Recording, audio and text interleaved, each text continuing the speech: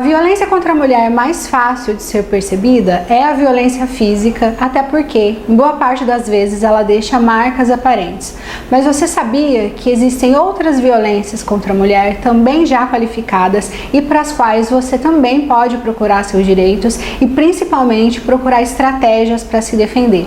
Sobre a violência física, é importante esclarecer também que ela não necessariamente ela precisa deixar marcas aparentes, deixar marcas físicas para que você possa buscar seus direitos. É fundamental a gente entender que em relação à violência contra a mulher, a gente sempre vai ter um processo de escuta na qual a palavra da vítima tem muito valor. E isso, reunido e agrupado com outras provas, com outras evidências, ajuda a construir um processo no qual você consiga um acolhimento, uma defesa e que você consiga se proteger, principalmente para que você não sofra novas violências. Vamos falar um pouquinho também das outras violências contra a mulher. Além da violência física, a gente tem a violência patrimonial. A violência patrimonial diz respeito à tentativa por parte do seu parceiro ou parceira a controlar tanto o seu dinheiro, quanto sua posse, quanto seus bens. Quando a gente está no relacionamento, é muito comum que a gente negocie, que a gente converse sobre decisões que vão ser tomadas muitas vezes conjuntamente. Só que é fundamental saber, só quem pode decidir o que fazer com o seu dinheiro é você mesmo. Quando tem uma tentativa de controle por parte de outra pessoa, dentro de um relacionamento afetivo, dentro de um relacionamento amoroso, isso se trata de uma violência patrimonial. Além dessas duas violências, a gente também tem a violência sexual. A violência sexual diz respeito ao ato de coibir a vítima ou de estimular a vítima a ter um ato sexual para o qual ela não está se sentindo desejosa, o qual ela não queira e no qual vai fazer com que ela se sinta intimidada. É fundamental a gente saber que não é porque a mulher está dentro de um relacionamento que ela é obrigada a ter qualquer tipo de prática sexual, de conduta sexual que ela não deseja. Qualquer tipo de prática sexual que ocorra contra a sua vontade é uma violência sexual.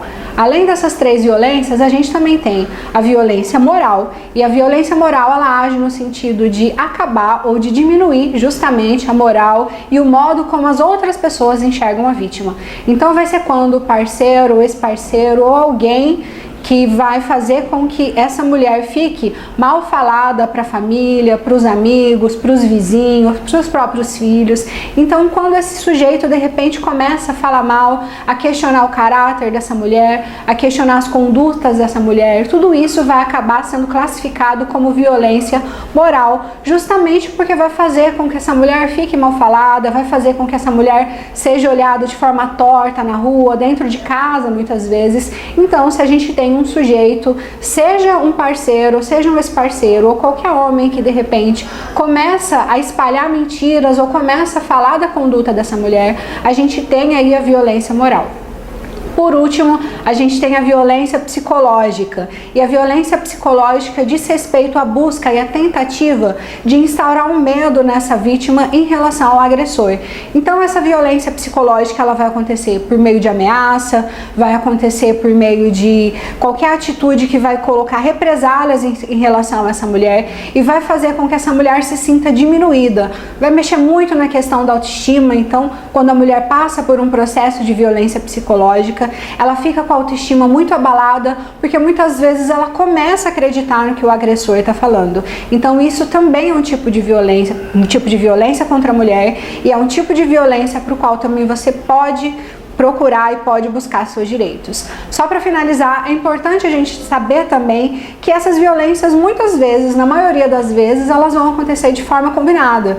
Então o cara que de repente pratica uma violência sexual, ele também pratica uma violência moral, uma violência patrimonial, também uma violência física.